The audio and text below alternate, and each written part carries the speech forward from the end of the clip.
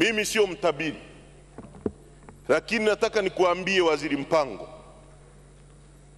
baada ya waziri aliyetumbuliwa hapa, unamkumbuka, anayefuata ni wewe.